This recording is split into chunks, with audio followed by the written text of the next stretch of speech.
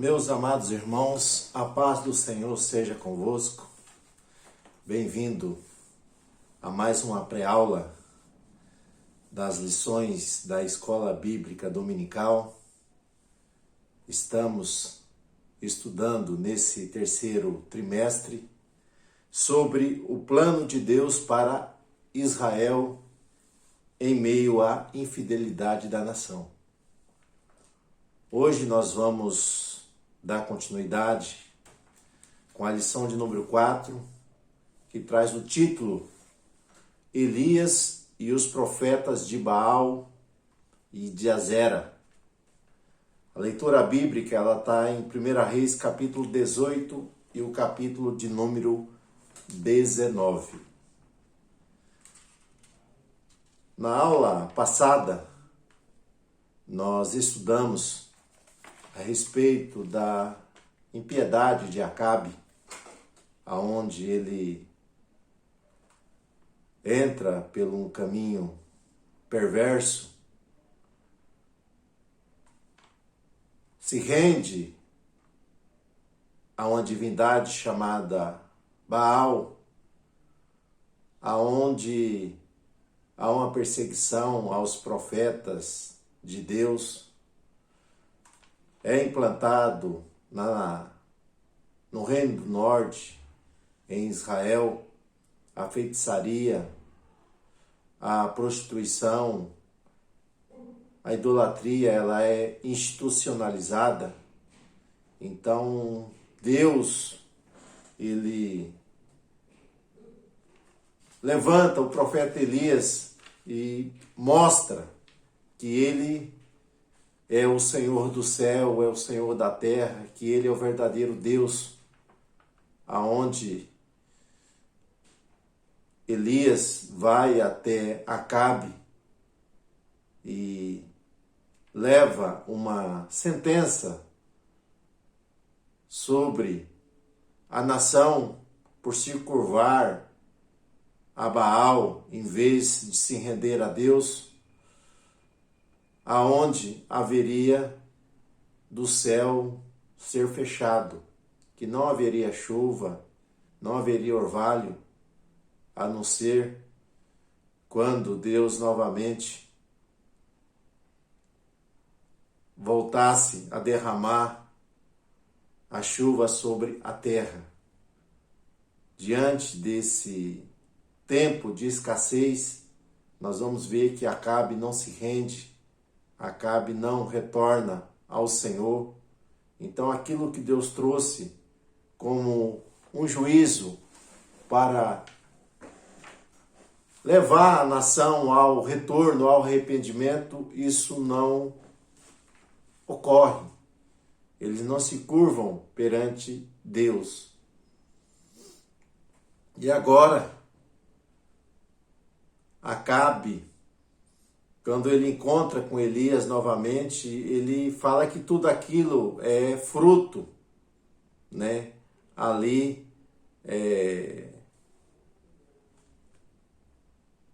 de Elias. Elias que trouxe essa perturbação, esse cenário totalmente desértico, totalmente de aflição para o reino do norte. E Elias deixa bem claro para Acabe que tudo aquilo era fruto ali daquilo que Acabe semeou, daquilo que foi implantado dentro da nação, mas não surgiu efeito, mas que agora ele se levanta contra a idolatria, contra o pecado da nação. E no caso ali, quem está se levantando é Deus, que vai se levantar contra esse cenário.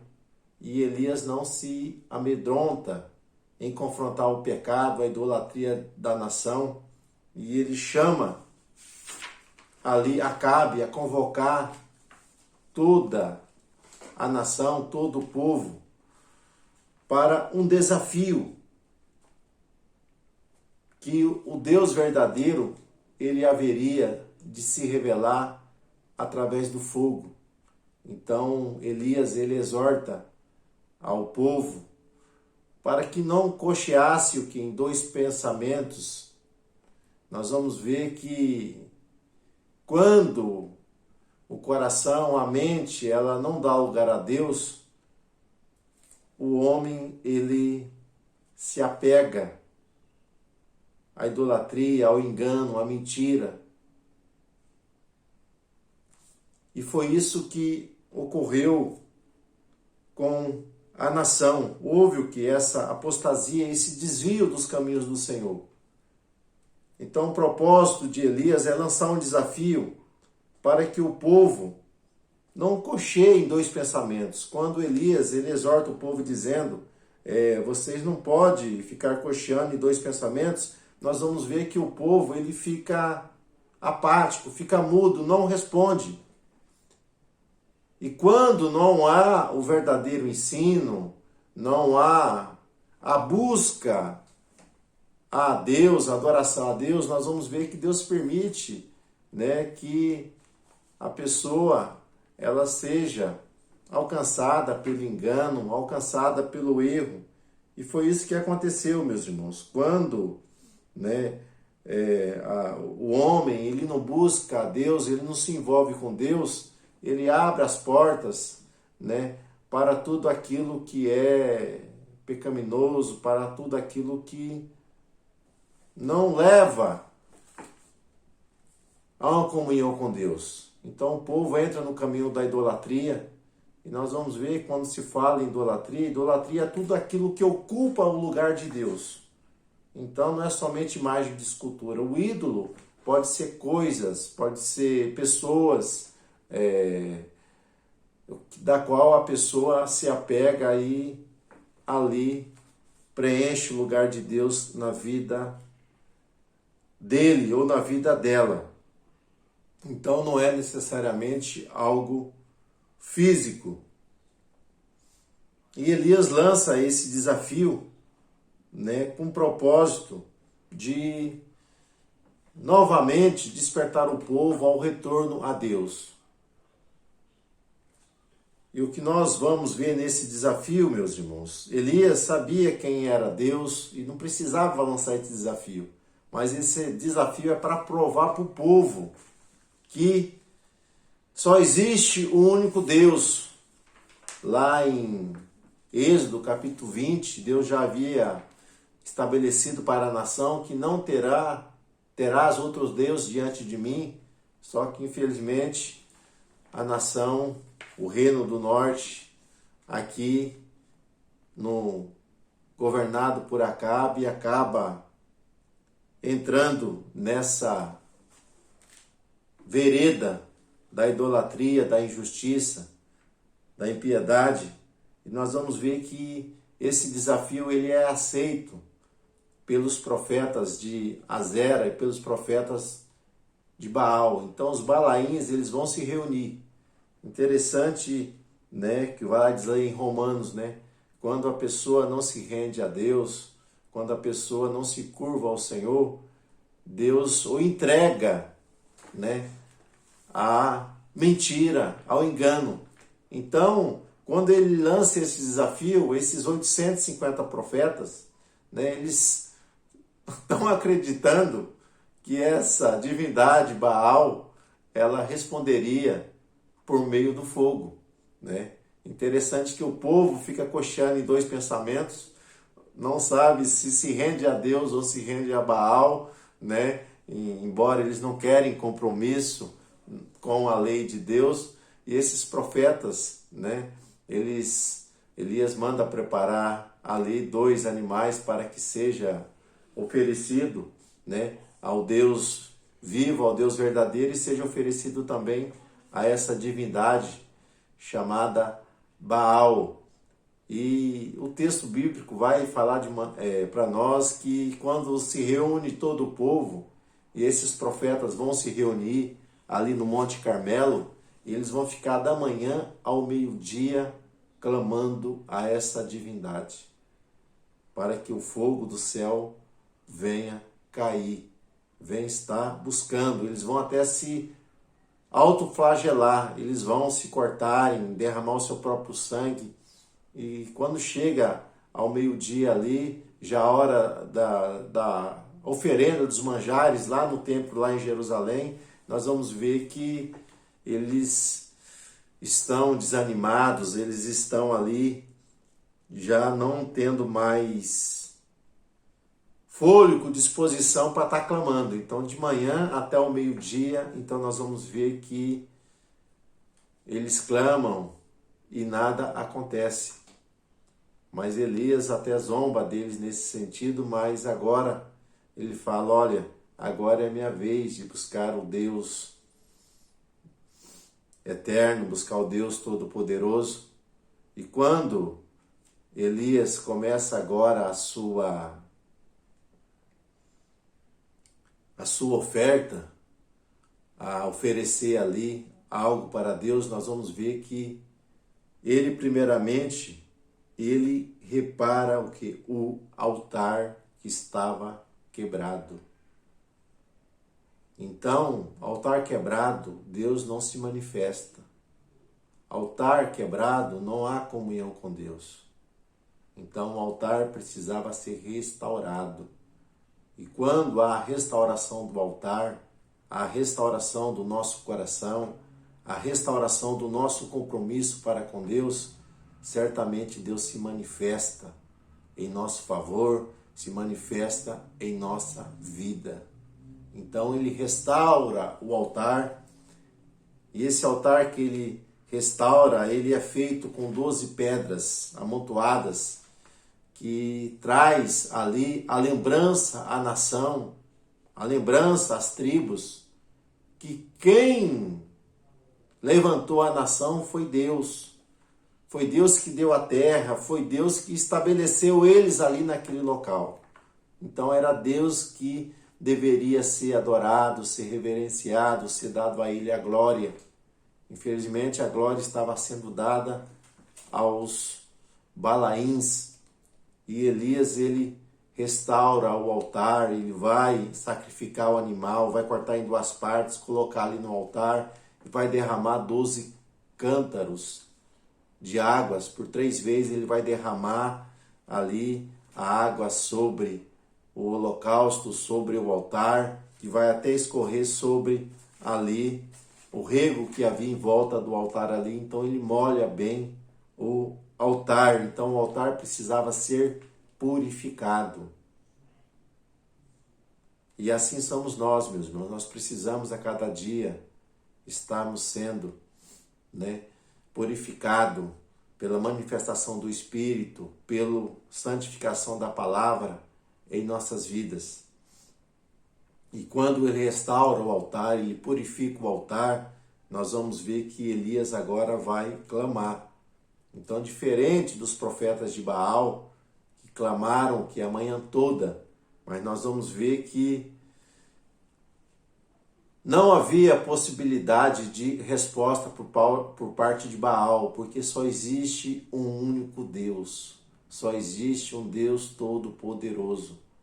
Então, aqui Elias, ele agora faz uma oração confiante, uma oração a um Deus que vive, um Deus que reina. Então nós vamos ver, meus irmãos, que para buscar a Deus não precisa de mutilações, não precisa de sacrilégios, sacrifícios. Para buscar a Deus é necessário um coração quebrantado, um coração contrito, um coração que se prostra diante de Deus e reconhece que Ele vive, Ele reina.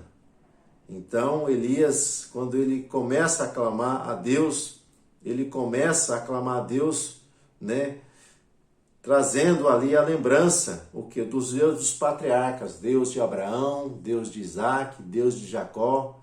Então mostrando que Deus é um Deus de promessa, Deus é um Deus que cumpre as suas alianças, Deus é um Deus que tem compromisso com aqueles que se rendem a Ele. Então nós não somos perfeitos. Esses homens não eram homens perfeitos, mas foram homens que acreditaram em Deus, acreditaram na sua promessa e se renderam a Ele, logo foram alcançados pelas suas bênçãos, alcançado ali pelo seu favor. Então, nessa oração que ele faz, nós vamos entender o motivo desse desafio. Então, não precisamos estar fazendo desafio para provar que Deus existe, né? Que Deus nos ama. Não precisamos disso. Mas esse desafio aqui que ele faz é a necessidade do povo reconhecer. É o povo, porque ele sabia que Deus é Deus, mas o povo precisava reconhecer que Deus, ele é Senhor e a sua glória ele não dá a outrem. É Deus que derrama chuva, é Deus que traz a bênção sobre as nossas vidas. Então nós vamos ver que o desafio ali, a questão dos 3 anos de seca, não havia levado o povo que ao arrependimento. Mas esse novo desafio agora, quando ele ora a Deus, é para que, estava bem claro, para que o Deus que respondesse por meio do fogo é o verdadeiro Deus. Então ele queria mostrar para os seus conterrâneos, seus patrícios, seus irmãos ali, que Deus é Deus e Baal não era nada. E quando ele começa a orar, Deus mostra o que? A sua misericórdia para com o povo. Deus derrama o que? Fogo do Senhor. Vem fogo do Senhor do céu e consome todo o holocausto ali, né? Lambe ali as águas, ali nós vamos ver que Deus manifesta através do fogo. Então essa manifestação de Deus aqui, meus irmãos, Deus manifestando que é um ato milagroso, um ato poderoso, é para que o seu povo se arrependesse e reconhecesse que ele é o único digno de receber a nossa adoração, o nosso louvor, o nosso culto a ele. Então, Deus, ele está acima de tudo e acima de todos, e a glória tem que ser dada somente a ele. Então, quando isso acontece, a reação do povo foi espontânea. O povo havia presenciado a seca e agora estava vendo nesse desafio que verdadeiramente Deus é um Deus, né, verdadeiro, porque responde através desse fogo. E nós vamos ver que quando o povo clama, né, só o Senhor é Deus, só o Senhor é Deus, né, o povo ali, naquele momento, é despertado, reconhece que Deus verdadeiramente, ele é Senhor. Nós vamos ver que Deus vai dar ordem ao profeta dizendo: você agora ore, né, que a chuva ela virá sobre o meu povo. Então, quando há o reconhecimento, quando há a rendição a Deus, meus irmãos, Deus derrama da sua graça, do seu favor, das suas bênçãos sobre as nossas vidas. Então, Elias sobe ao monte, clama a Deus, Deus vai derramar o que? As suas bênçãos. Mas mesmo vindo que esse milagre, nós vamos ver que Acabe, quando ele conta o ocorrido para Jezabel ali, nós vamos ver que Jezabel, ela responde, né, dizendo que Elias também teria o mesmo fim ali dos profetas de Azera e dos profetas de Baal, também Elias teria o fim. E Elias, mesmo diante de tudo aquilo que ele fez, no esforço de levar o seu povo ao arrependimento, ao retorno a Deus, nós vamos ver, meus irmãos, que Elias era um homem sujeito às mesmas fraquezas que nós, um homem que se cansa, um homem que, né, sente temores, um homem que se frustra algumas vezes. E nós vamos ver que Elias, ele entra ali, né, em um estado de desânimo, em um estado ali de depressão, e ele foge ali de Jezabel. Então ele entra o quê? Em uma fuga. Então Elias foge por quê? Porque não queria morrer, não queria ser um mártir. Ele foge ali. Então, mas nessa fuga ele vai pedir a morte. Ele acha que viver ali no meio do seu povo, e o seu povo não se render a Deus, entrar nesse caminho tortuoso, para ele era muito desgastante. Ele acha que ele está só, porque ele vai clamar a Deus, dizendo: Senhor, só eu restei daqueles que te adoram. E Deus vai mostrar para ele que ele estava enganado, porque havia ainda mais 7.000 joelhos que não haviam se curvado o quê? Aos Balaíns, que não havia se rendido, né?